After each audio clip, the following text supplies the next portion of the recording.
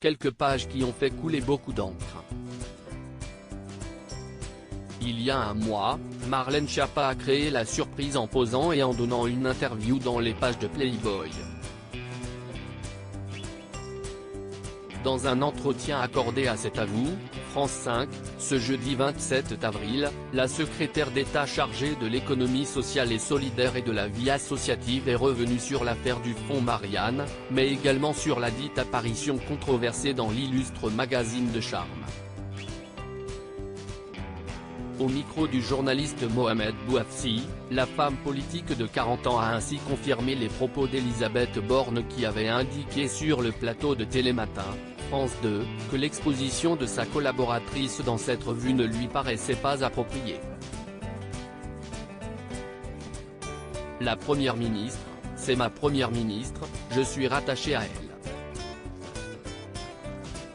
C'est la chef du gouvernement et c'est aussi la chef de la majorité, donc, par définition, je suis d'accord avec elle, y compris quand elle me recadre, a ainsi assuré Marlène Schiappa devant les caméras du programme orchestré par Anne-Elisabeth Lemoine.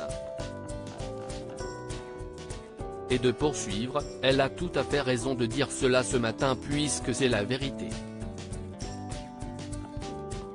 Elle m'a effectivement téléphoné pour me dire qu'elle considérait que dans la période de tension sociale que le pays traverse, ce n'était pas approprié de faire la couverture de Playboy.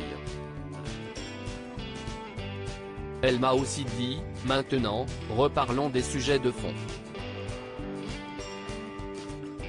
Supérieur à découvrir les ministres du gouvernement Borne de j'aime quand on se parle les yeux dans les yeux. Si Marlène Schiappa a confirmé la nature de son échange avec le bras droit d'Emmanuel Macron concernant son apparition dans Playboy, la compagne de Mathias Savignac a démenti un échange musclé qu'elle aurait eu avec Isabelle Rome, qui a succédé à Marlène Schiappa au poste de ministre chargé de l'égalité entre les femmes et les hommes.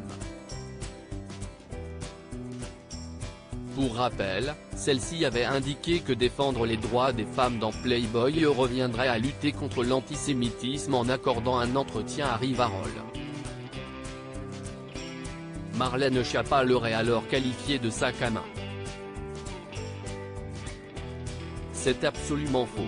C'est ubuesque, vous vous rendez compte tout de même que je suis obligé de démentir que je n'ai pas traité quelqu'un de sac à main, s'est indignée celle qui est à l'origine du pacte Transparence Crèche auprès de nos confrères de France 5. Et d'ajouter, en revanche, ce qui est vrai, c'est que l'on a eu une discussion. Moi je suis corse, comme vous savez, j'aime quand on se parle les yeux dans les yeux. Article écrit en collaboration avec 6 médias Crédit Photo, capture d'écran C'est à vous France 5.